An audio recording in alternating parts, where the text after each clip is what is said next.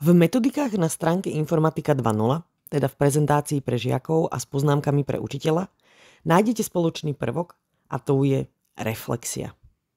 Je to základný krok, ktorý pomáha žiakom uvedomiť si, čo robili, čo sa naučili a prečo to bolo dôležité. Reflexia má rôzne podoby. Často je to séria otázok na konci metodiky ako záverečné zhrnutie či opakovanie. Nájdete tiež otázky na rozvoj sociálno-emočnej roviny, teda schopnosti cítiť, premýšľať, komunikovať, vnímať dôsledky a rozhodovať sa zodpovedne. Niekedy však nájdete reflexiu aj uprostred metodiky po konkrétnej časti, keď sa potrebujeme krátko zamyslieť predtým, než pokračujeme ďalej. Často ju nájdete aj v častiach s názvom diskusia. Reflexia sa nachádza aj v metodikách pre základné školy. Pomáha žiakom pomenovať, čo práve robili, čo im išlo, čo ich zaujalo a čo ich prekvapilo. Vďaka tomu si lepšie uvedomia význam aktivít a začnú si všímať svoje digitálne návyky.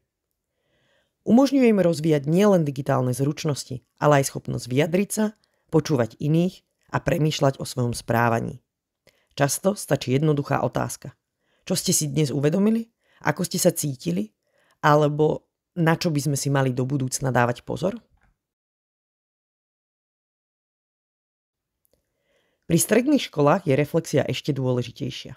Mnohé témy ako algoritmy, umelá inteligencia, streamovanie, porovnávanie na internete zasahujú do identity mladých ľudí a ovplyvňujú ich rozhodnutia aj hodnoty.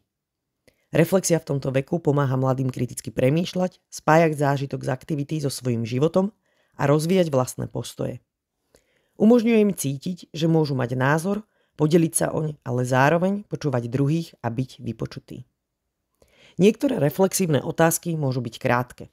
Ako náročná bola dnešná hodina na škále od 1 do 10? Zamysli sa, čo by si spravil inak. Daj palec hore alebo dole podľa toho, ako bolo zadanie náročné. Vyjadri svoj názor prostredníctvom emoji.